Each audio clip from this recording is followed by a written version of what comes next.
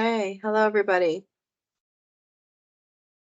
So while we're waiting for last few people to sign on, if you could just put in the chat what school you're with, as well as what your role is. It's always nice to know, who the audience is. Obviously, I'm assuming most of you all came to one of the trainings that we've had since September on the case management system. But if you could just kind of let me know who you are, what school you're with, and what your role is.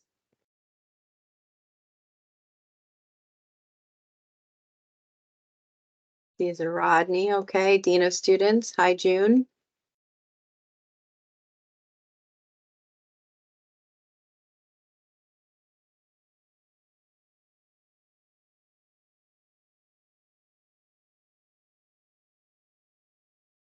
Hi, Deb. We have Nicole, okay, Caesar Rodney. Terry, school psychologists, okay, principals, counselors, Terry. Anne, okay, Indian River. Social worker, okay.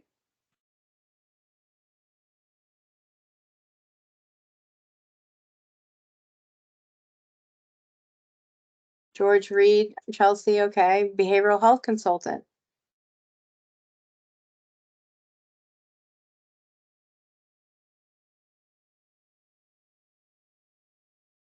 Awesome. Since there's so few of us, hi Allie, I see you just came on. I'm gonna just go ahead and have Rachel allow the mics to be in use. So if once I start sharing my screen, I won't be able to see, but Rachel will be able to monitor. And so if you do have a question as we go through, you'll be able to just raise your hand and then you can just ask a question. Hi, Cindy and Kim. I will essentially, I'm going to be sharing my screen. I'm going to be walking us through today. I'm Jillian Herring, by the way. Some of you all should remember me. I'm the one who has delivered the training on the system in Delaware over the past year for the PCG, for the case management solution, which supports the behavioral threat and suicide risk assessment solution, which is a part of the suite with the safety the whole suite, which is the Safety E app, as well as the case management solution and the CSTAG training. The solution that I'm going to be walking you through today for the behavioral threat assessment supports the CSTAG training and is designed in conjunction with Dr. Cornell's CSTAG philosophies. And so it allows you to apply the principles of that training to your behavioral threat assessment work. The other thing is tomorrow morning, I will be doing an SRA only refresher training. But at the end of this training, if I have a few minutes, I will definitely go over a few updates that we have made to the SRA site that may alleviate some of the questions that we've been getting from some of the different districts. But tomorrow I will be very specifically focused on the suicide risk assessment. Today, our focus is going to be strictly on the behavioral threat assessment process. Okay, so I'm going to go ahead and begin. And Rachel, if you want to enable mics, we are recording. And at the end of each of the sessions, we are going to save these to a YouTube channel. And sometime next week, we will make that YouTube channel available in all of your different sites for your district. It'll either be in the announcement section or the resource section where you'll be able to click on the YouTube link and then view any of the different recordings or point your peers to those recordings. And so that if they want to go back and watch this refresher, they will be able to do so as well. Okay, so let me go ahead and share my screen.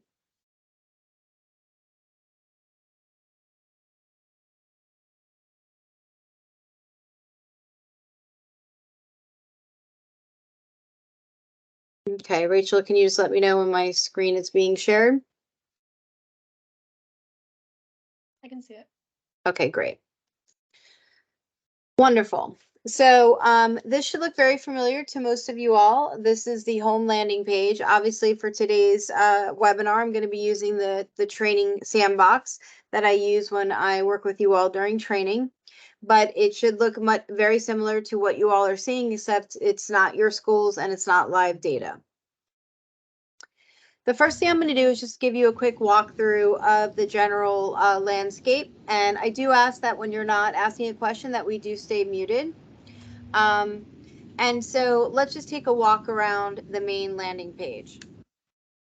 So down here, I want to point out we do have a very robust resource section, and in all of your different district sites, there will be all of these different resources made available to you, in addition to any additional resources that your district has uploaded for your use of the system.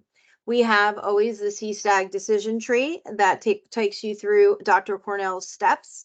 There is a elaborate BTAM system user guide that if you open it up, has a table of contents and gives you step-by-step instructions for the entire system. So I'm just going to go ahead and open it up for you so you can just take a quick look at it. When you open it, you can jump to any part of the process. So if you're struggling with a particular part of the process, whether it's, step 2 of the process on how do we get through the whole analysis, or I don't know how to initiate a new suicide risk assessment, or I need some help on just some overview of the system, like, how do I upload an attachment? How can I potentially figure out what the dashboard means? How do I do the mental health review of records? So you can click through and it gives you step by step with screenshots. So I do recommend that if you ever get stuck on something, the first place you go to is come to this user guide, because as I said, it pretty much breaks down the entire process in step by step order. And we do update it as we make updates to the system. Additionally, in here, every single document for all the different interviews are in here. So you'll hear me say in training that oftentimes I don't do interviews from behind a computer. And so there's a lot of good reason why you may want to do an interview offline. And so we provide the document templates for you so that you can do them. And then you can then upload them into the process itself or into the document section for the student, which I will go over in a little bit. We have an additional document here that gives you some guidance on SRAs. We have a document here that gives you some tips on password reset. And we also have some additional overview dashboard tips. There are some more general tips that we have pulled out, kind of a quick reference guide. And then we even have a tip guide on how to add staff to the team. So like, again, I would say if you ever get stuck on something and you're unsure on how to do something, this is a great resource area to go to see if there's some help here in this section for you. The next thing I'm going to point out is the message center. So if you have been added to a team or there's been action on a behavioral threat assessment, which is what we're focusing on today, and there's a new intake, a new update to an assessment, something that you need to do, you will get an email in your school email that says you need to come into the Ed Plan system and check your message. It will not send out any PII information regarding the student or any details. It'll just ask you to come in here. And when you come in here, the message will be waiting for you. You can click on it and you will actually be able to click on the student's name from within the message to go right into the student's page. So this is a very helpful area. And as I said, we don't send out anything of PII information out of the system.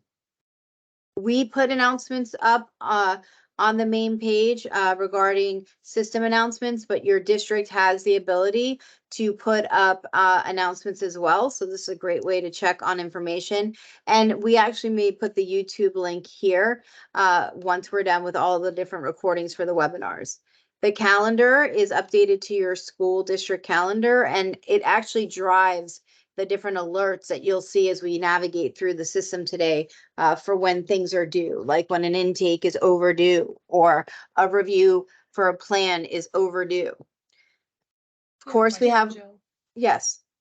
It's about logging into the system. Will we be receiving a link and or login to be able to access the system? So that information will come from your district lead. They have the login information if you have not logged in yet. So you need to reach out to who your district point of contact is.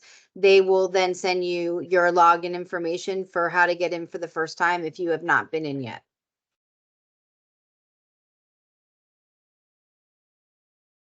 Okay. The next thing is on the main page, there are dashboard widgets that I'll go over a couple of times today. These give high level information. The top dashboard widget is the behavioral threat assessment one. The bottom one is the suicide risk assessment one. Today, we're going to be spending our time on the behavioral threat assessment process. So we'll be looking at this widget. And then, of course, up here, there are some different options up here that you may not all see because I am in obviously as a super user. And so only district level admin will see all of these different, but you will always have a student drop down where you can search for students. And that's how I'm going to start the process for you all today. But I will show you different ways that you can find students within these different columns.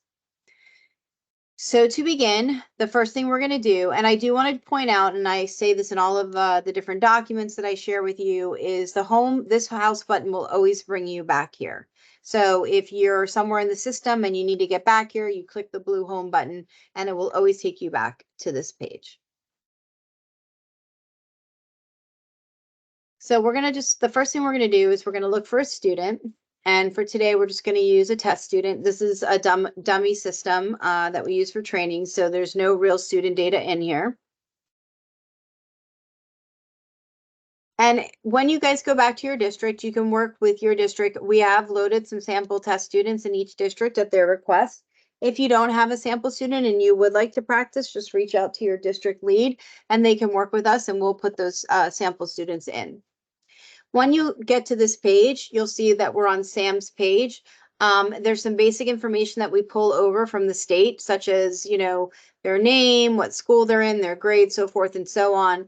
This information is because we've already set this up, but we know who their potential guardians are or who's in their family and others section, which I'm going to go through in a minute. And so when we click on this tab here, we're going to start with this one. So the first thing I want to talk about is you want to make sure that the family and others tab is up to date because you need to have at least one parent or guardian in the system in order to complete a BTA and an SRA. There are several times throughout the process that there is going to be a drop down that's going to ask for the parent or guardian's name. And if you do not have at least one person in here, then you will not be able to satisfy that required question and you will not be able to complete the process. If you inherit an intake or an assessment that's been started and it is missing that information, this is where you can go to family and others to update that information. Also, if someone needs to be deleted, so we have quite a few here. So let's just say that, someone put duplicates in and we don't need 4 Dr. Joes and we don't need this one. And you need to delete the extra entries. You can do that by selecting the ones that need to be deleted and hit OK. If you need to add a new person, whether it's a parent or guardian or someone else, you would just put in who the person is. So let's just say Bob Powers. And we'll say that he is the father. Now you notice that we have other options here because sometimes it's nice to be able to add people like on the last webinar, we had a nurse. Sometimes maybe if the nurse doesn't work for the school, they're contracted or a law enforcement officer that maybe is not an SRO but is participating. You can put them in under other doctor. You can use a friend. Unknown regular ed teacher. There have been times, especially in high profile cases, where I've added all the teachers in because we need to make them all aware of a change in schedule, an alternate routine of arriving late. getting picked up early. And all that does is it doesn't mean that they're always going to all be in the team and actually doing the work, but it does allow you the ability to make sure that they're on the signature pages for all of the process documents. So if they need to be signing off, that they've been made aware of what happened and what the follow-up may be, just for kind of accountability measures. And then you could fill in all of these pieces, but the most important thing to check off is that you have to include them on the BTA team. And then you would update the database. Once you do that, you can then move on. The additional thing is the contact section. So this section allows you to log any types of contacts with parents or others. Maybe you called the parent to come in or to update them that there was a situation regarding this and you just want to log it. And it's very simple. You can just go to add contact and then you could just log what it is. You spoke with Bob Powers, you spoke with, Sally Smith, maybe she's a mental health therapist and you have permission to speak with her. And then you could denote how you spoke with them, the date, you could put the time in, and then you could in here put what the outcome of the conversation was. And if it was the parent and you've asked them to come in, you can actually denote whether or not you've asked them to come in. And what's nice about that is all of these contact logs, if you're asked, hey, how many times did you guys try to reach out to this parent to bring them into the process? You can actually see them all here. You can see who else has made contact, and you can actually export all of these contact logs or print them.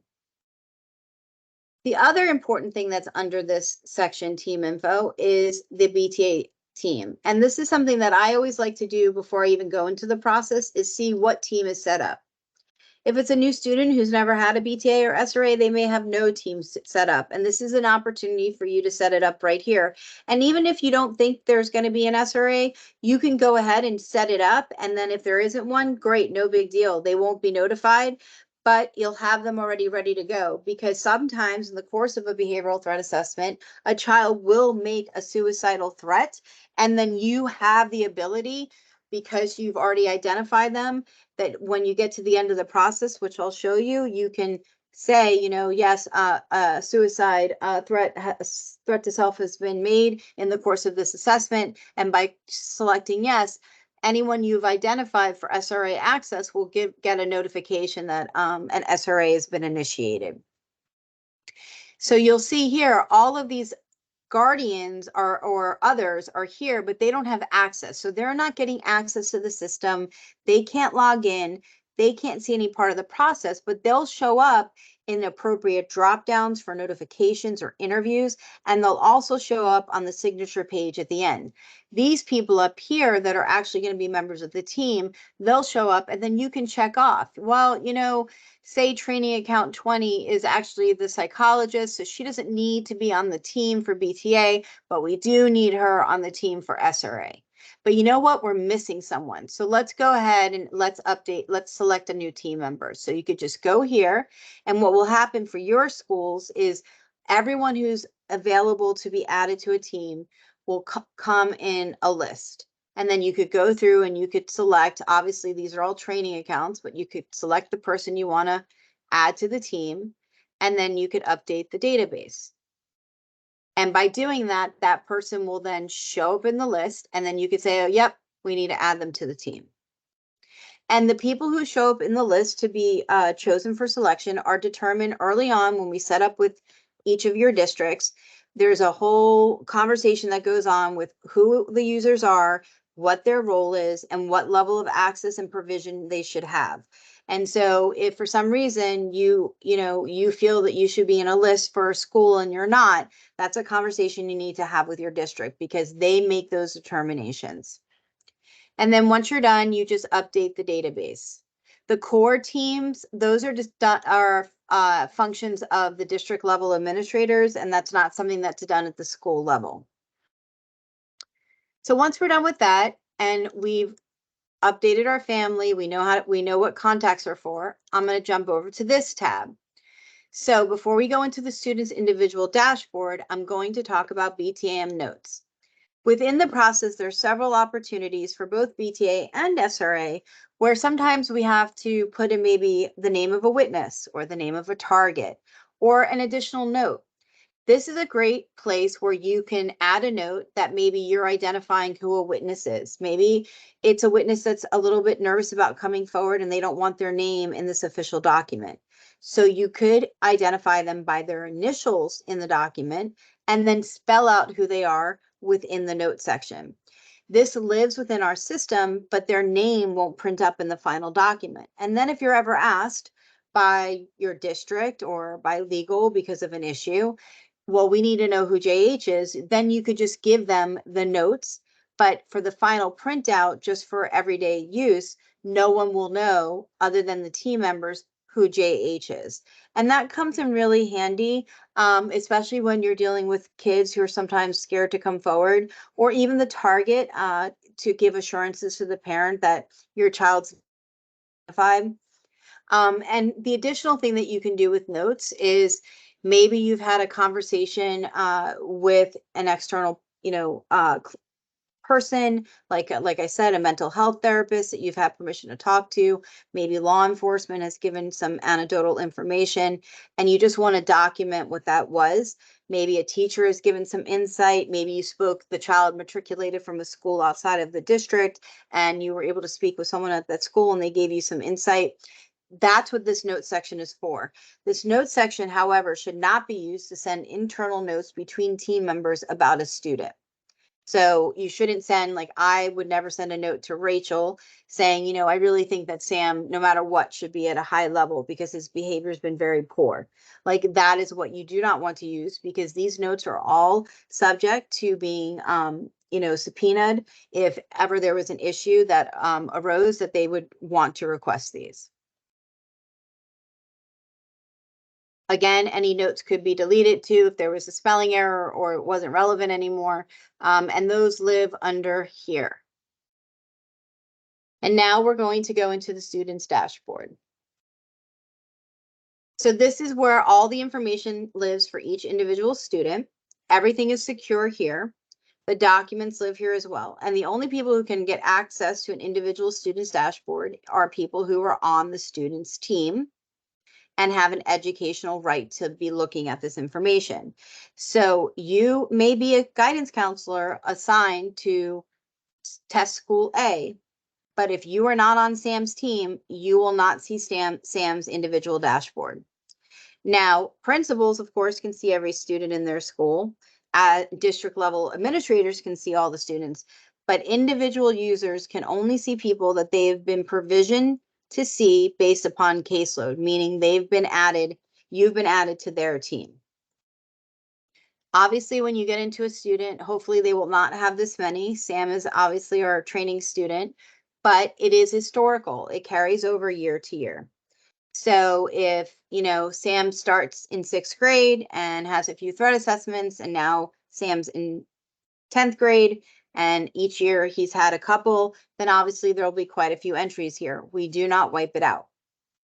The other thing to remember is that if a student comes in from another district that also uses our system, like in the state of Delaware, where a lot of you have signed on and are using our system, or even outside, we are in over 24 states in the country, then we can matriculate the documents and the files in, and then they would populate on to this dashboard. Now, if a student came in with threat assessment documents from a system that was outside of our system, those documents could be uploaded by uploading those documents into their document repository. So either way, all of the information regarding threat assessments and suicide risk assessments could live for the student in this general area. And I'll pause there. Are there any questions? Okay. Some other things that I want to point out, you will see on this dashboard as well as the main dashboard when we go to it, there are always alerts that will give you some information. There are exclamation points and check marks. And I know some people are colorblind, so, but if not, they're red and green. And if you just hover your mouse over them, they pretty much tell you all the icons, what they mean. It tells you it's out of compliance with timelines or it's in compliance with timelines. This will tell you that an eyeball means that something has been completed. So if you can view the intake form, you can view the assessment. A pencil means you can still edit something. You can edit the assessment. You can edit the plan.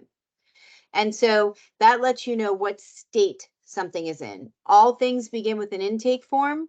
Then they move to the assessment form, whether it's for behavioral or self. And then if there's a plan needed, then the plan is created. You can sort by these different columns. I often always say sort by date of threat, so you can keep things with the most recent date of threat.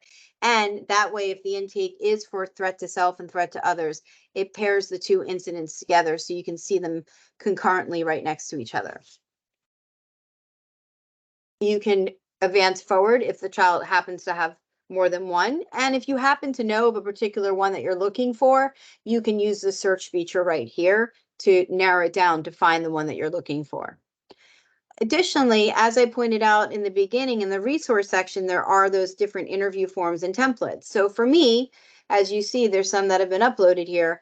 I have never done an interview behind a computer, within the system. And oftentimes for that initial student interview, I would often say to one of my behavior techs or to one of my security staff, do me a favor, especially if they had a good rapport with the student, go do this interview.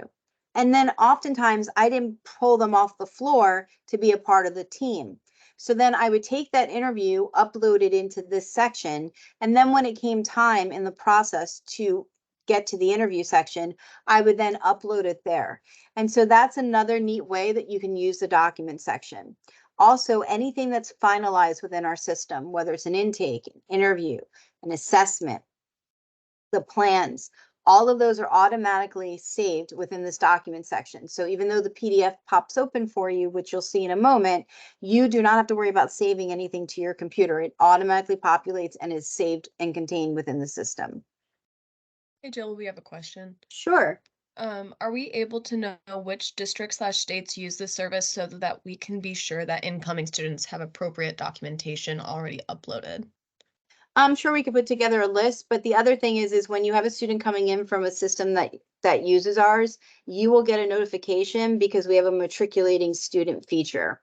So as soon as the student leaves a district that uses our system, that system will automatically search to see if the student is going to a system that has our system in place, and you will get a notice. The district level admin will get a notice. It will pop up that you have an impending transfer. But I'm sure we can work to come up with a list so that the district leads can have one. But there is an automatic functionality. Okay. So next, what I'm going to do before we start one, I just want to point out a couple other things. I'm going to go back to our main menu using our home dashboard. I want to point out, let's just say that you had already started an intake and you had to step away for a moment and now you want to come back to complete it. You can find your kids through the different columns. So the first column is obviously open intake.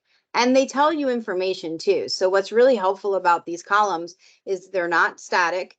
They change all the time and they allow you to interact with them. So it's not just for a district admin to see what's going on, because district admin can narrow it down. So they could look at, all the schools within their district. They could look at just one school. So you will only get to see what you have access to. If you're assigned to 3 schools, you'll be able to see 3 schools. If you're the principal of one school, you'll see your one school. And then if you're assigned to one school, you only see the kids within your one school that you are on their team for. So it's all user provision. But say you started one or you're a part of one and you want to pick up wherever it's at, and it's still in the intake form or it's still in the drafted form, you could click on it and then find the student and interact with it here. You can also tell some other things. You can see, oh, okay, we're outside of the timelines. Obviously, most of these are, because this is a test student. You can see when the incident date was. You can see when it was started. You can see what the school is. You can quickly search. So if you don't want to have to dig around because it's a long list and you're just looking in particular for one student, you could just type in that student's name and it would narrow it down. You can export these. So if you're like, I used to go out and check on schools, so I would export it by a particular school, and then I would go and just do my checks on that school. So there's all sorts of things that you can do with these columns depending upon what your role is and what you're utilizing it for. So for right now, we're just going to utilize it. I'm going to go back into Sam.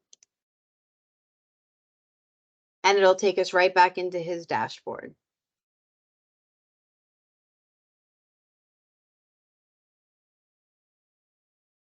And we're going to go to the open intake. So obviously there's quite a few we've started. And you can see here that we have his team that's been set up. And here you have another opportunity if you need to update the team. So if you decide, you know what, I need to go ahead and take this person off the team, you could then select BTA team. The list will come up and you could unselect somebody and save it. And then that person would be removed from the list, or you could add someone as well. Once you're done, you would hit save. And I recommend hitting save often.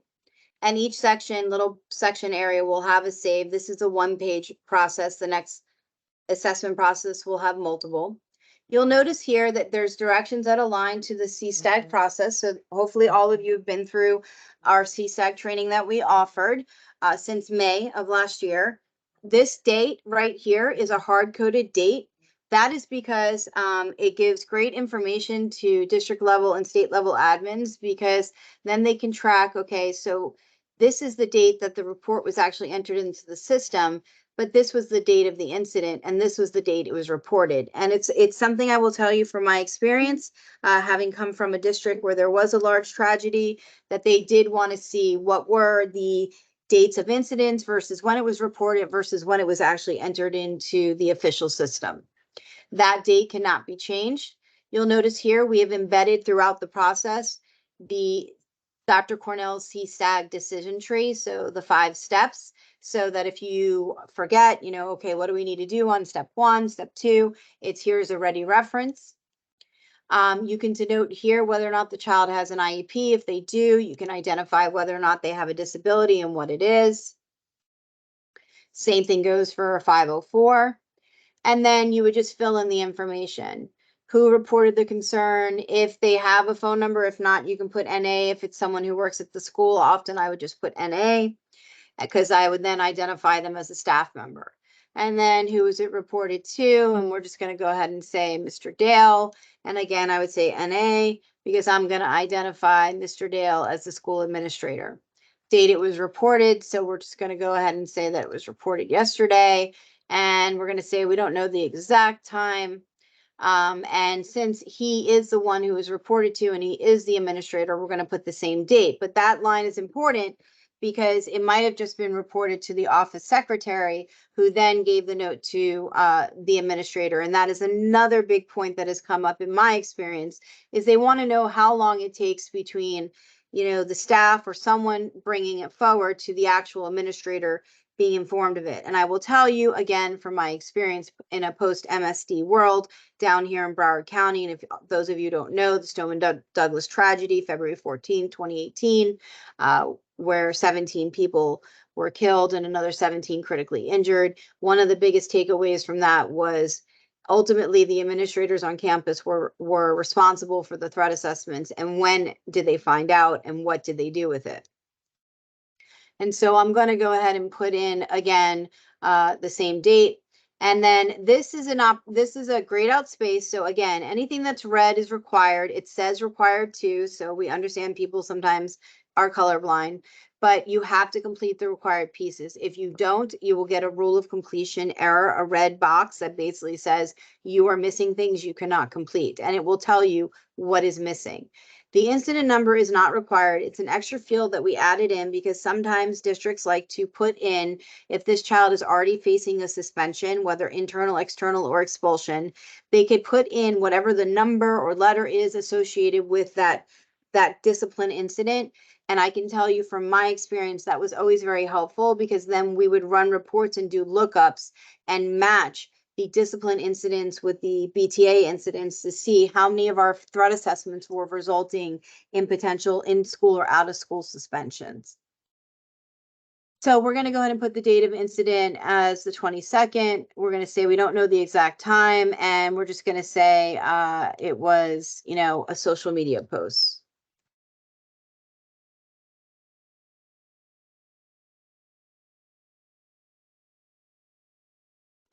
Let's say we don't know the specifics, but it was some type of threat against the school. So we'll just say NA. But if you say yes, then you can then further identify targets by name. And this is where, I talked about earlier, you can add in witnesses if you know them. You can add in what their affiliation is to the school and their information. And this is where I said, if you want to just put initials, you can, and then you would go up to the notes section under here afterwards and just clarify who the witnesses are if you wanted to not put their full name in. And then you would select a threat to harm others. It will give you some instructions on reminders of what to do, duty to warn, interviewing, consulting. And then there's an opportunity here for you to document if law enforcement was involved. And if so, you can fill in this information. You can create a draft. If you want to just look it over or have your administrator or someone else look it over, you can save it. If you need to, finish it, maybe you need it to get the law enforcement information. And then finally, when you're done, you will create a final. When you create the final, a PDF document will come up. You do not need to print it. You do not need to save it. Everything is here for you. And then it will save in that document section, and it'll always be there for you. You can close it out and it'll take you right back to the dashboard. At this point now, we're going to go back to, hold on, I have to sort it. Give me a second. We've done so many today. We're going to go to this one. And now you're going to see here that we are in the assessment.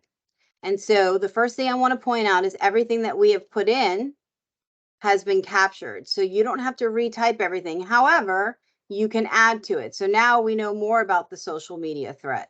Maybe we know that it was a TikTok video threatening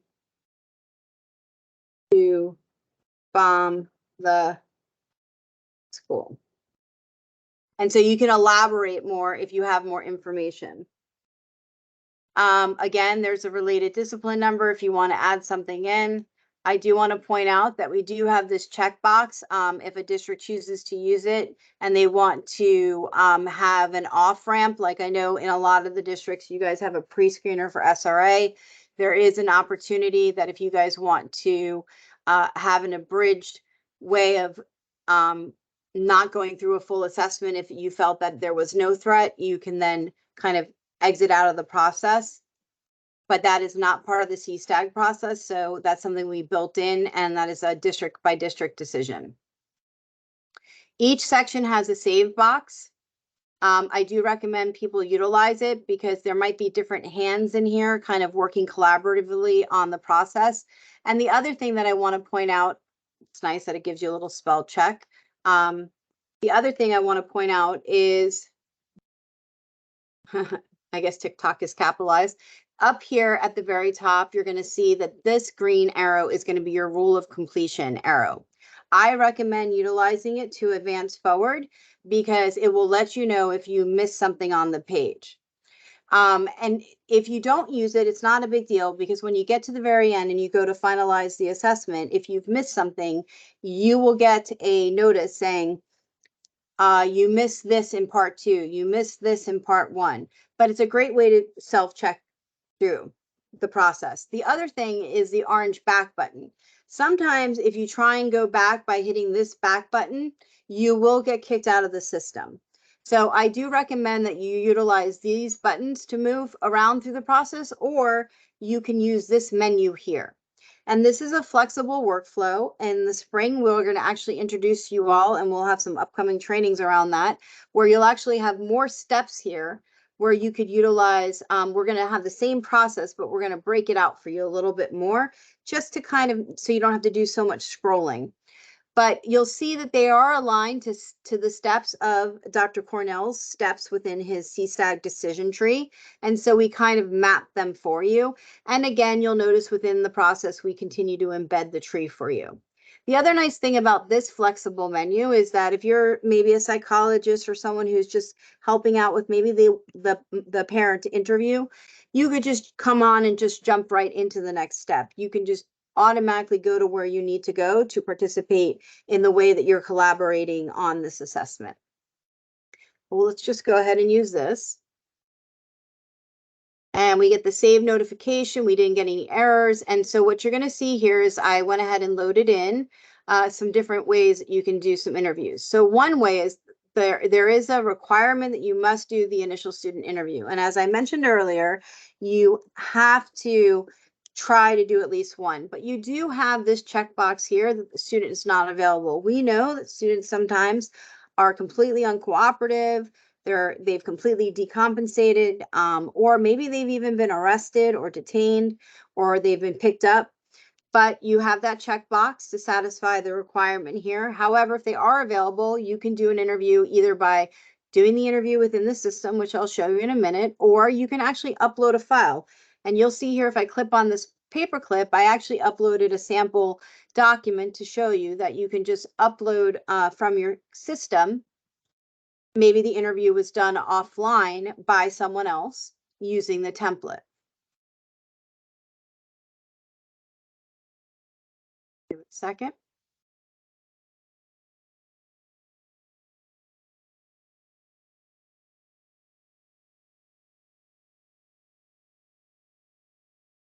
Having trouble loading. Okay, well, we're not going to stick on it. We'll give it a second. Same thing goes here. So this is one that was done within the system. Let me close this manual down. See if it loaded yet. Not yet. Let's try this one. Okay, so this is one that was done within the system. And so you see it loads very nicely. Here's what it looks like. And you see here are the questions, but the child really didn't answer most of them. And as you know, if you went through CSTAG training, Dr. Cornell will advise you don't have to ask all the questions. And I do want to pause here. When you do interviews for CSTAG, you do not have to, and I'm actually going to pull one up so we can talk about it. You have to gauge who your audience is. So, for example, if you're interviewing a student, and I'm going to go to a sample interview, and you're talking to a student who's in third grade, you're going to change these questions so that you're talking to a third grader or a kindergartner or a 10th grader. And so it's important to recognize that these are guiding questions and that you need to then adjust them. You adjust them based upon, the culture, the background, the comprehension level of the student. I worked with a lot of students with disabilities. So up here are the directions, and it's important about establishing a rapport. And on the last call, someone asked a similar question about some of the suicide analysis questions. Same thing. So you use your best judgment as a professional, and you ask the questions in a way that makes sense to the person you're interviewing, so you can get the most answers out of them. If you're going to complete an interview in the system, you do have to complete the required sections if you are going to then finalize it within the system. Or, as I said, you have the opportunity to upload from outside of the system, and then it will just show the document, which it's fetching my file, but I am having a slow computer day. So it did work earlier. I promise it does work. I'm sure you guys have seen it. So, but what it does is it'll upload it either way. It also is very helpful for school environments. I know in high school, I used to have a lot of statements being written. And so if someone's already written a witness statement about what they heard or saw, then you don't really need to put them through a witness interview. You could essentially just basically track them as a witness and then upload the witness statement as well. And so that's the interview section. And then if we come down here, again, you're going to see this is the section that has the required parts that Dr. Cornell recommends of all the different sources that should be reviewed as a part of an assessment. Again, even though it's required, it may not be applicable or available, and you can clear the requirement by selecting that. However, if you do review something, but maybe the behavioral and discipline history is in another system and it's quite extensive. And so instead of writing all of that out in this box, what I recommend is you use the plus button to attach it. So save it to your computer, print it out, upload it, and then in the box, just write see attached. And that way, when the team gets together, they can just look at it. And then all you would need to do here is identify this is meant to be divvied up. So one team member's doing, the behavioral discipline history, another team member is reviewing if there's any, special ed or 504 documents, another team member's getting all the academics and attendance history. And so you're going to just identify who's doing it and what their role is. Are they the assistant principal? Are they the counselor? So forth and so on. And then you do all the ones that are required. And then when you get down to here, which is under other, you have additional sections. So there's always an other catch-all. So maybe you have a copy of the TikTok video, you have a copy of the social media post. You can upload all of those things. It can ingest images, those types of things. And then you can also any schoolwork, homework assignments. So if a teacher brought something forward, maybe the child wrote something that was concerning, all of that can be uploaded into this area. This is meant to host as much information as possible so that the team is looking at everything, because then they're going to have to make that determination when we get to the next section, when we do the analysis about less serious, more serious, and ultimately what is the level of concern. Then finally, when we get down here, there is an ability if you want to write a summary. So some teams like to kind of summarize a records review. The records review, kind of demonstrated the child overall makes good grades, but is incredibly disruptive in class and has a tendency to get in a lot of fights and is combative with his teachers. Whatever it is, you can utilize that box to make a summary. And then when we get down here, it will show you your previous threat history. So if the child has had threat assessments within the system, all of the threat assessment documents that exist for that child will populate here. So you'll be able to see what the risk level was, when the date of incident was, and what the actual document says. And you'll be able to review them to take into account as a part of your review. The other thing I do want to point out is there is a button up here that says copy from previous. What's very nice about copy from previous is that if a child has, let's say, an issue in September and a team does a full threat assessment and they do all the work, they research their behavioral history, they research the academics, the attendance, and they fill in all this information. And now here it is in January and the child has another incident that requires an assessment.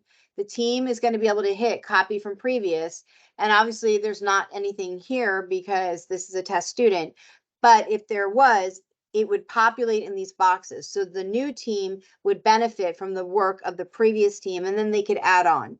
Because we know a lot of this is historical data. If the child in September had 15 absences and now we're in January and it's up to 17, they would just update the absence numbers. So that's just another way of being able to allow you guys to work smarter, not harder, and recognizing that most of you all wear many hats. And that's very helpful, especially because I'm sure there's 100 other things on your plates. This is a question that kind of relates to this, but maybe you don't have the previous threat history in the system, but you're aware of previous threat history. So you can put yes or no if the child has previously posed a threat.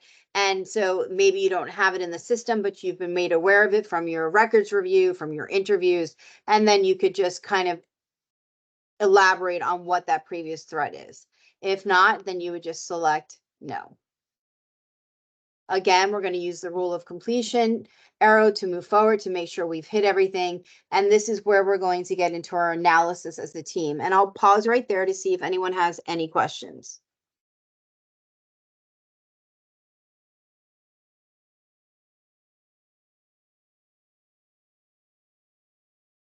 Anyone? Okay. So these are aligned to Dr. Cornell's CSAG Someone has their analysis. hand raised, Oh, Jill. okay. Sorry, I was slow to find the hand raise thing. I had a quick question, and I'm not sure, you may have already gone over this. And if you did, just say I already went over it and I'll follow up with you later. In the teams portion, can you add staff members that like aren't pulling over automatically? So you can, but here's the trickiness. If you want them to be a part of the team and actively like doing something in the team, you have to work with your district lead to find out why they're not like in the list, right? So if they're not coming up in this list here, so when you go to the team and you go to, Yeah. right, and you go to select team members and they're not pulling up, then you Yeah. need and you want them to be in the team where they can be assigned a duty like an interview, a records review, right? Then you're going to have to find out from your district lead why they're not showing up in your universe to add them. And the reason being is in order to have them be there, they have to be in this list in order to be added. I'll show you to the BTA access here. Okay. You can add them, but you can add them as a family or other, but then they won't be able to participate fully because you can add them this way. You can go here and let's just say I wanted to add a person and I would say, okay, I'm going to add Mr. Fox. And I'm going to say he is a regular ed teacher and Okay. I'm going to put him on the team. So now he's on the team, right? And so now if I go back to the assessment for the student, hold on, which we've done so many, so I have to make sure I'm on the right assessment. Let's see if he shows up. There he is. See how he's there? Yes. Now, here's the problem though. He doesn't have BTA access. So he's not going to be able to come into the process and actually do anything. However, he still could participate in the sense of, say you gave him a record review or an interview to do, but he would have to do it kind of outside. Like, so say you gave him an interview to do, he'd have to do it on the template. And then you would have to put him in and say, Mr. Fox did this interview for me. You would have to fill his information in. Okay, that makes sense. And then if Okay. it's somebody that should more regularly be participating, like in our threat assessment team, but they're not in the system, then I should probably go to like the district person and say Yeah, you like, have to go to the hey, these district are some person people and that you yeah, and added. find out why they're Okay. not showing up in the list. Like something, they might not be assigned to the school properly. Something, yeah, that's an easy fix. And we just have, and that's a super easy fix because once they identify it, then in the nightly upload, we can get their name corrected. Okay, cool. I think we just have a couple. And then that with the teacher thing, like occasionally we have teachers that I do want information from, Yeah. and that makes sense to add them this way. So then Yeah, they want that's to have and like the whole thing. absolutely for sure. Okay. And like I said, sometimes, like I said, I would add teachers because I knew they were helping me. Like, so for example, like I would be like, okay, you know what? I'm going to have you handle this interview. I'm going to have you do this. And then I would input that they did it, but they weren't actually in the system touching it. That makes a lot of sense. Okay, awesome. Thank you. Okay. All right. So let's go back to his dashboard and let me just One more go back. question, Jill. Sure. Someone's just wanting to see where the offline template is located. Oh, those are in the resource section. So they're here. In the bottom of each of your sites, if you go to the very bottom, we have made sure that every single interview template is here. See? Every template, it's in a doc. So whatever one you want to have done by offline are right here. Initial interview, witness, parent, safety support, all of them. Okay? All right, so let me go back in. Sam.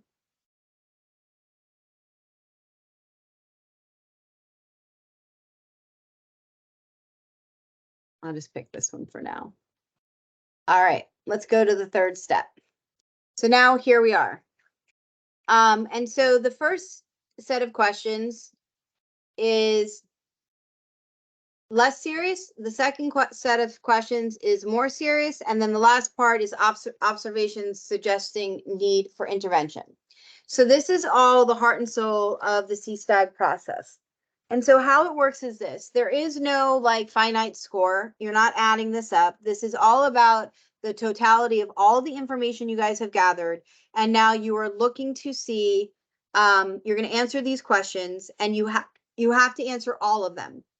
So the first section you answer, and don't look at my answers. I just filled stuff in to clear the requirements because they're all required. But the bottom line is you're going to look at number one, does the subject admit that the threat or admit to the threat statement or behavior? So basically in this first 6, we're looking to see, is it less serious? And you're going to see the tone of the questions. So do they admit to the threat? Do they immediately own up to it? Yes, no, partially, or don't know. Okay, those are always the selections. Then has the subject, do they have an explanation for the threat as benign? Like, were they just making a joke? It was a figure of speech, right? Then the next one again, all yes, no, partially, don't know. Do they admit to feeling angry towards the target at the time of incident? So was it like just a momentary explosion because they were angry, like they just blurted it out? Okay. Then do they retract it and deny intent to do harm? So yes, I exploded. I was super angry, but I didn't really mean anything by it. I would never do anything like that. You know, next is, are they apologetic? Are they willing to make amends? Are they immediately like, you know, I'm sorry. I'm so sorry I caused all this concern. You know, what do I need to do to make it up? I'll own my responsibility, that type of thing. They're immediately contrite. And then the last one is, are they willing to resolve the threat through conflict resolution or some other means? So are they humble? Are they owning it? Are they willing to solve it? And if you're hitting yes for most of these, it doesn't mean that you don't have to go forward. It's telling you as a team that, okay, we're leaning more towards transient. This was something that was a momentary explosion or a stupid action of a child who didn't really have intent or a planning or preparation to cause true harm. Okay. However, if you're getting some yeses, partialies, either way, you still have to move forward. And on the last call, someone said, well, if it's all yeses and it's not looking like that, why would we have to move forward? Well, Dr. Cornell says, because remember, this is a team approach, you have to see if it's a little bit more, because there may be some partialies, there may be some yeses to some of these. And here is where you can elaborate on 1 through 6 above. So even though they're yeses and nos and don't knows, if you want to elaborate on, well, they said no, but there's a mitigating comment, and this is where you could use that box. So now we go to more serious. So these questions get a little bit more intense. You know, are they continuing to feel angry? So they haven't decompressed yet. They're still kind of charged up. Are they continuing to express the threat, or has it been an ongoing thing? Have they expressing a specific plan? So now we're getting more into, this isn't just a impulsive thing. There's a plan attached to the threat. Now have they engaged in preparation to carry out the threat? So that's a little bit different than a plan. A plan is like, you know, maybe they've drawn something out. Preparation is they've actually started to, you know, maybe try to stockpile, you know, weapons or a gun or materials, that type of thing, clothing. Have they had prior conflict with the target or another motive? So if there are other issues, is there a history of threats with this child? Is there other things that have occurred with this child, right? And that's where that previous threat history information, that's where that records review, those interviews, all of this comes in handy. And then when we get down here, subject is suicidal. So even at the beginning, we might have identified that there was no suicidal ideation. However, through the course of interviews with others, with the student, through maybe looking at documents, journal entries, digging a little bit deeper, we started to figure out, and in many times I've had several circumstances when a child is facing consequences for their behavior, they will make a suicidal threat, which is why up front, you know your kids, there's nothing wrong with identifying if a suicide ideation is possible. Identify up front who your SRI team members are. They won't be kind of called to action unless you all identify it at the end of the process anyway. And then do they involve in the threat a use of a weapon of some sort, especially specifically a firearm? And then do they have access to the firearm? That's where the interviews with the parents come in very handy, or other people who know the child. And a lot of times you don't know. And if you don't know, say that. Don't make guesses. Subject has sought accomplices or an audience. And so I'm going to caution you here. Accomplices, sometimes it's easier to figure that one out. Kids will often tell us who, if there's more than one person involved, so forth and so on. The audience one is a very interesting one because, well, you could say, you know, for me, when they post on social media, yes, they are wanting an audience. The Parkland school shooter, the morning of, before he got in the Uber and came to the school, he went on social media and put up several posts about what he was going to do. And then also sent a couple of private messages warning people not to come to school. So that is looking for an audience. But also, if it's a kid who doesn't typically have that type of explosive behavior and is now acting out in front of people and making threats in front of people, then that's a different type of behavior and seeking a different type of audience. Now, this is something that Dr. Cornell talks a lot about because in a lot of areas, especially urban areas, gang conflict often precludes these types of threats. And so it's important to identify whether or not there was any gang-related activity to this threat and whether or not those types of peers are inciting the threat. And that's important because you need to also identify and potentially run an assessment on those people. And then down here, you have another section where you can elaborate more if there's additional notes that we want to identify in regards to any of the answers to these questions. And now when we get to observations suggested needing for intervention.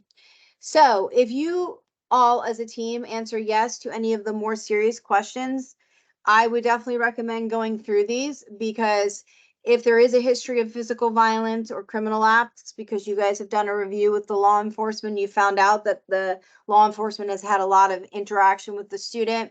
Maybe you found out through a teacher, through interviews, whatever, that the child has showed preoccupation with other mass shootings. Maybe there's a lot of intense anger. Maybe the child's been suspended a lot for fighting. These are the types of things that you need to use this section to identify, especially if it's appearing to be more serious. And then when we get down here, another comment box to track any additional feedback. And now you're going to make your classification. And so obviously you have your not a threat selection. So if it's nothing, if maybe the child was didn't do anything at all, and sometimes, you know, other kids will lie on a student and attribute a social media threat post to a student and it wasn't them. It could be transient, which means this was something that was, you know, said in anger. It was a momentary lapse of immaturity, and it was impulsive. Maybe it was a manifestation of a disability and they had no intent to carry anything out. Or it's a third grader threatening to nuclear bomb the world, right? So you have to think about the capacity. But now if we're getting more into the serious and very serious, the big thing that I used to, you know, when I would train my teams, I would always, the stumbling block they would fall in on is they would always get hung up on, well, if it just says hit, fight, or beat up versus weapon. And so my caution is that's not where you should get hung up on. And I know that Jim or Talisha who train, they focus in more on, you know, the continued intent, right? They're both about continued intent. But the big difference is that whether or not they have an intent to kill. They really want to hurt someone. And my thing is like, well, if they just want to fight, you know, they don't want to kill someone, but you have to think about the totality of the circumstances. The example I gave on the last webinar is if I'm a giant 6'5" boy and my focus is a tiny 5 foot little girl and I just want to beat her up, you can't say that I wouldn't possibly also be able to kill her, because I could. And so you have to look at the totality of the circumstance and whether or not they are looking to cause severe mass damage and casualty, or, you know, whether or not they are, you know, just looking to, like it says here, you know, they're just looking to have a fisticuffs. What I would also say is, you know, if you are unsure, I always advise teams, there's nothing wrong with always erring on the side of caution. If you're stuck between serious, substantive, and very serious, you can always come back and review and revise. As Dr. Cornell and trainers always say, this is not hardcore line in the sand. This is a process that is a living life cycle. And so 2 weeks later, it could start out at transient and the child then flares up again and you have to come back and revisit it, and then it gets increased to serious substantive, or it's very serious and you realize, okay, we've got some more information and we need to reduce it, and they can be reopened and reevaluated even though they're in the plan stage. The other thing that I cannot underscore enough is that all of this is not about the assessment. For me, it's about getting to the plan, because obviously the child had a behavior that is, you know, a cry for help in some way, and we need to figure out what safety plan that we need to put in place to keep the child safe and everyone else safe.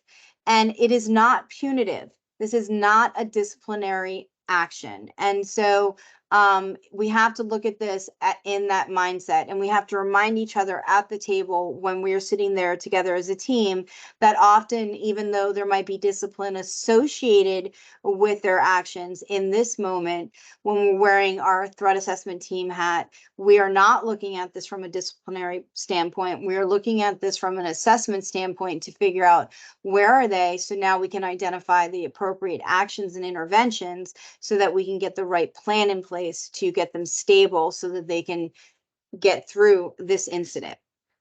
And I'll pause right there to see if anyone has any questions. Someone's just confirming that there's a template for the parent interview. Yes, there's a template for every interview.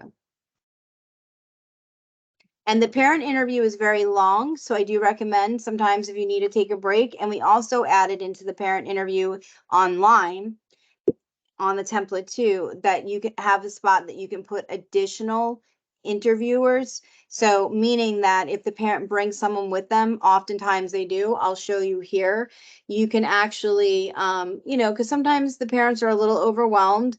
It is a lot to take in that they're having to sit there and deal with this. And so you'll see that in the parent interview,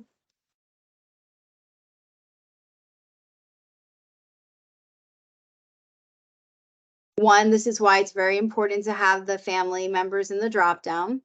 So you can actually be able to populate this and get the requirement through.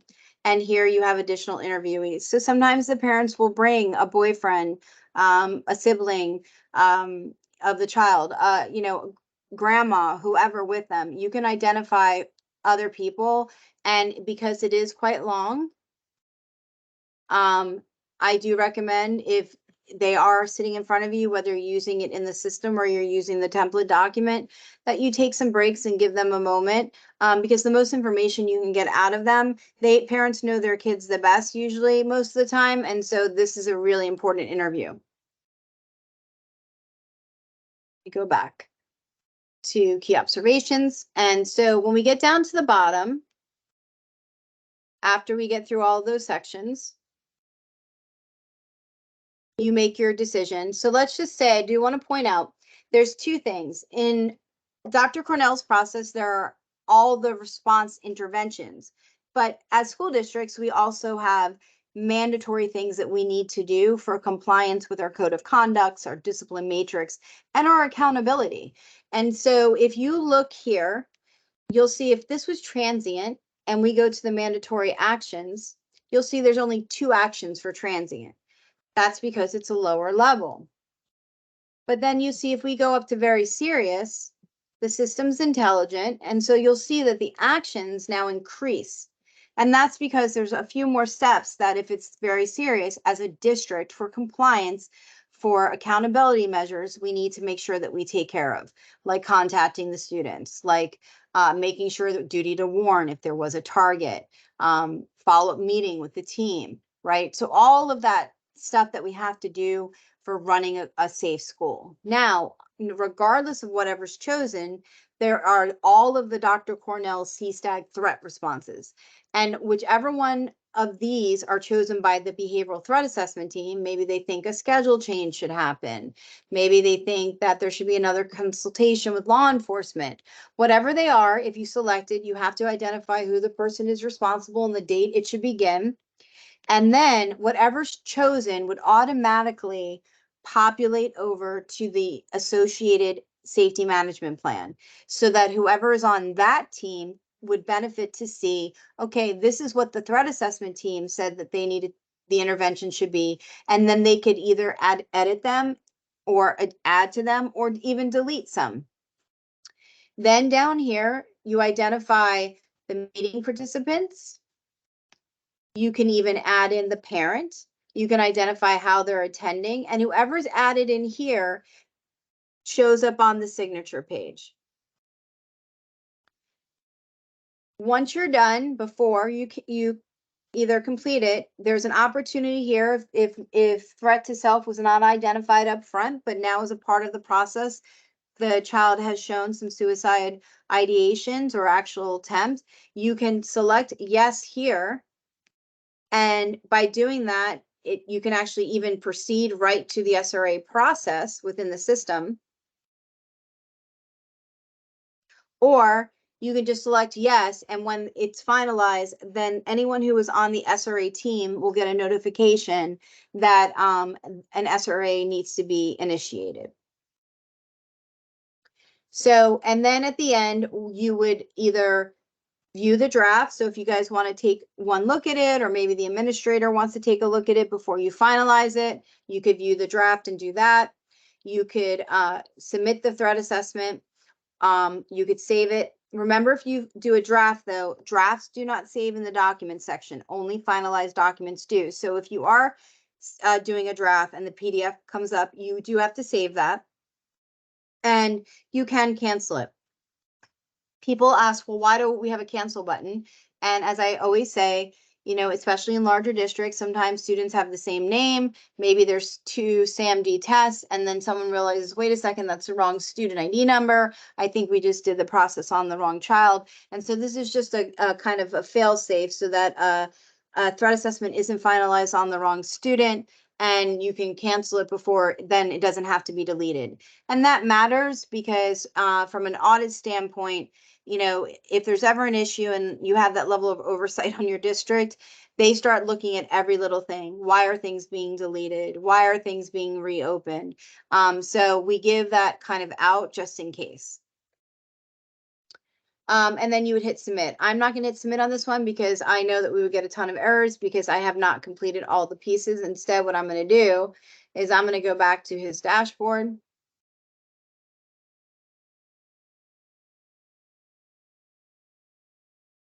And I'm just going to go ahead and I'm going to go to a plan for one that we have already started. And so when you get to the plan, what will happen is you'll have to put the begin date in. And so for right now, we'll just pick today.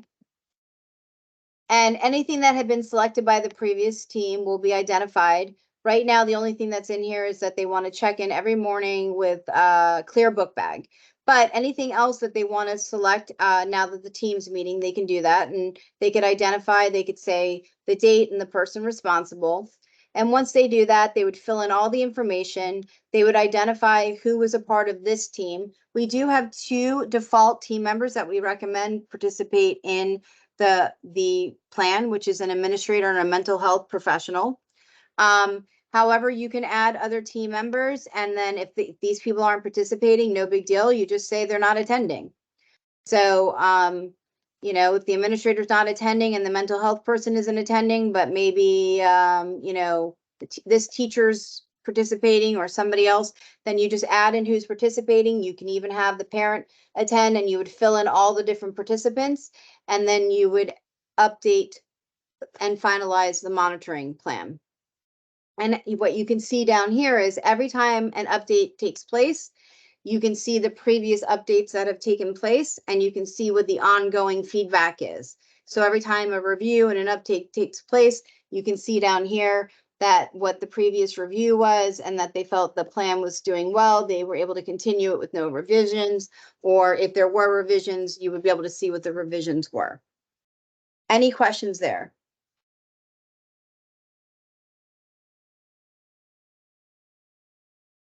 Okay, the other thing I'm going to show you.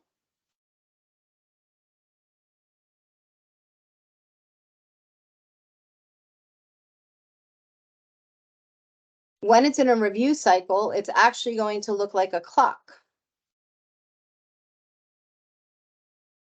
We have one in edit form, so I got to finalize one to show you. Hold on, let me finalize this one. Make it today. Put 2 meeting people in, 1, 2.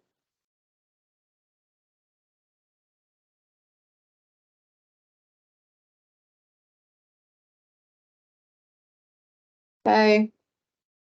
And now it looks like a clock. And that's how we know that the plan's been reviewed. It's in the review cycle now. And so when we go back to our dashboard, it will live in this column here as an active plan, and it's in compliance in the review cycle. So each of these columns lets you know.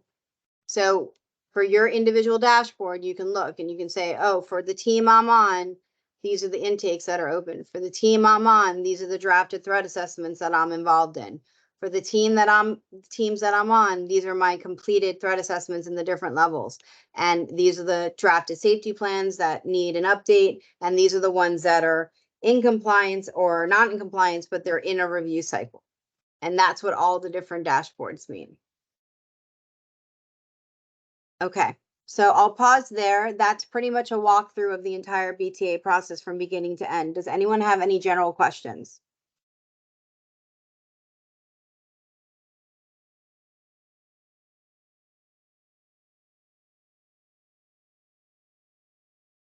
Okay. Tomorrow I am going to focus mostly in the morning session on SRA. However, if some of you all can't make it, and I can't see hands, but by a show of hands, I can jump in and I can just show a few updates that we've made based upon feedback we've received from some of the districts that I think will alleviate some of the pain points that we've heard. So if there are people on here that aren't going to be able to make it tomorrow that would like me just to give a very quick high level, I'll be more than happy to take a couple of minutes and show that. But if not, then we can just, you know, give you back your time. So Rachel, how many hands are going up?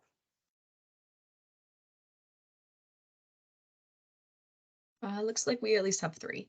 Okay, so let me just do that really quickly. So essentially, tomorrow I'm going to do a deep dive of the process from beginning to end. But the one thing I did want to point out to everyone is we do recognize that you all mostly utilize basically a crisis response or mobile team that comes out to help you all with suicide risk assessments. And we do recognize that you have a pre-screener that your district policy dictates when you then come into the system to actually then do the Columbia screener. And so with that being said, what I want to point out to you all is the Columbia screener is here. So if you do the pre-screener and then your district policy indicates that then you should then come in and continue on and do the Columbia screener, you would come in and do so as you would in the system. You do have this separate section here to upload any additional interviews, artifacts as a result of that screener. In addition to, you know, anything else. The one thing I'm going to point out here is you've noticed we've added a new thing that says if a report comes from the mobile crisis response team while the assessment is still open, attached below. Any report received after the assessment is completed can be included in the dashboard documents section. So the section underneath the individual dashboard where all the documents are, you can upload it if you get it back. Fully recognizing, I've done this many times, sometimes we never get them back at all, but I just wanted to put that note there. More importantly, I want to point out for you all that what we've done now in the process is we have basically put a note here that you will complete this according to your district policy. So if you all at this point are calling the mobile crisis team and they are completing most of these questions, then you will not complete them. And as you see here, that if they are being engaged to do this, then you do not need to complete this section. And we have made these questions not required. So you won't get stuck with having to put NA in or going through them. So if your district policy is that at this point, based upon the Columbia screener, you've engaged them and they're pretty much going through these questions, then you would just skip through these questions and then you would just go through the last part of these sections according to your district policy. And so hopefully that will help alleviate some of the questions that we were hearing from some of the districts, because from what my understanding is, a lot of this section is done by the mobile response crisis team. Any questions on that? And again, if you happen to get the report while the assessment is still open and you haven't finalized, then please upload it to that section under interview and artifacts. If not, even if a month later the parent finally, gives it to you or you get it from the team itself, then in the document section right here, go in and upload it to this section right here by using attached documentation.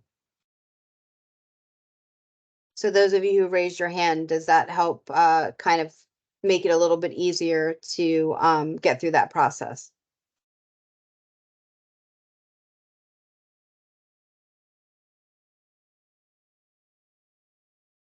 Okay, I'm not hearing anything, so I'm hoping that's a yes. Let me stop sharing. So tomorrow at 9 a.m. we will be doing an SRA walkthrough. And we'll just go through the whole process from beginning to end. Again, this recording will be saved, and when we get done with the recording tomorrow, Rachel's going to be working on a YouTube channel, and we'll get that uploaded into the sites. Also, Rachel will put in the chat, I'm going to be in Delaware with Rachel again. We are doing another CSTAG and case management training coming up on February 6th and 7th. So I recommend that, obviously most of you all have come, but if you want to come back to case management training, you're more than welcome to. And if you want to share it with your teams and your peers, please do so. Again, the resource section of each of your individual sites has all of that information. So please look through it, utilize it, open it, read it. And your district leads are also very helpful. They're in contact with us a lot. So if there's a question, comment, or concern, please reach out to them, and whatever we can do to make the system work better, we will. And any other questions, we're here to help you. Okay, well, hopefully this was helpful. I thank you guys for coming on, and I thank you all for what you do for kids. And I hope you have an amazing weekend coming up.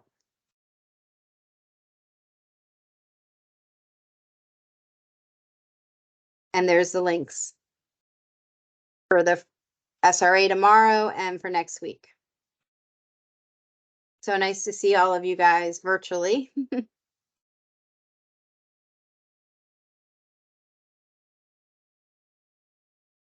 Okay. Take care. Thanks, everybody. Hi, would it be okay if I just asked a follow-up question? I Sure. apologize if you spoke to this No. earlier. Truthfully, I have been in and out of my office there. We have a student that's going through it right now, but would there be additional opportunities to attend the suicide risk assessment training in addition to tomorrow if we are unable to attend tomorrow? Sure. Well, so I'm also doing in-person training on the 7th in Milford. And then we're going to probably do some training in March. So we'll be having some more trainings coming up, and we're also going to record the training tomorrow. Perfect. So we could watch tomorrow's training, and then you referenced on February 7th being in Milford. Yes. So happens that that's where we're from. And so wonderful. We'll reach out to our district office and gather the specific information about the February 7th training. Perfect. We hope. Yeah, to see Rachel actually just put in the chat the registration link. let me just see. I think I was able to open them both. Perfect. Okay. Thank you so very Okay. much. I appreciate it. You're welcome. Have a good day. You're welcome. Okay, thank you. If anyone has anything else, if not, we're going to probably go ahead and end this webinar. Any last things? Okay, thank you, everyone. Have a wonderful weekend. Thank you so much. Take care.